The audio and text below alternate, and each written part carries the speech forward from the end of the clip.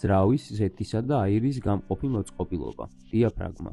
მნიშვნელოვან როლს ასრულებს ავტომობილის გამართულ მუშაობაში. ის ხელს უწყობს ძრავის ზეთის, კარგი შეზეთვის უნარის შენარჩუნებას, რაც ამცირებს ძრავის დეტალების წვეთას.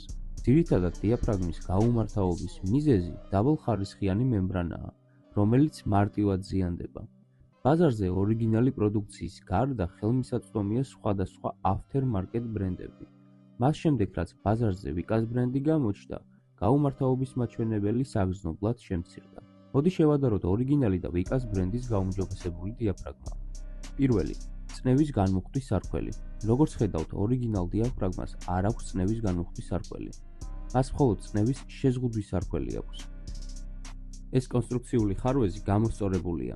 წნევის შეზღუდვის სარქველთან ერთად დამატებულია წნევის განმუხტვის სარქველიც, რაც ხელს უშლის ძრავის ზეთის კლებას. მეორე, ზემოქმედებითი კონდენსაციის მოწყობილობა. ორიგინალ პროდუქტში ზემოქმედებითი კონდენსაციის მოწყობილობა არ არის.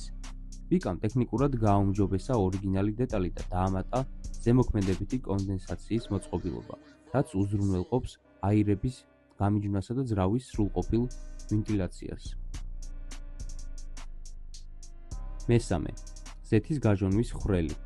ორიგინალ დეტალში ზეთის გაჟონვის ხვრელის დიამეტრი 2,2 მმ-ია, ხოლო ვიკას დეტალში ის 3,3 მმ-მდეა გაწვრთნილი. ეს სრულიად გამორიცხავს ნავთობ-ნახშირბადის ნარჩენებისგან ზეთის სადინარის დაბლოკვას. მეოთხე, მემბრანა. ორიგინალი დეტალი იყენებს ფტოროსილიკონის მემბრანას 0,73 მმ სისქით. მისი სიმტკიცე მდგრადია 6,5 ატმოსფეროზე და სამუშაო რესურსი 50,000 კილომეტრია.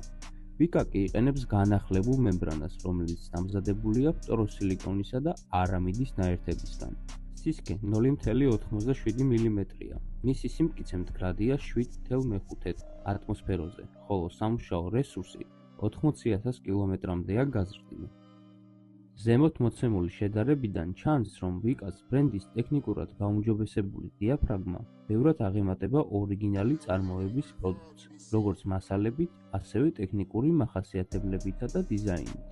My Auto Parts, ვიკას ოფიციალური პარტნიორი საქართველოში.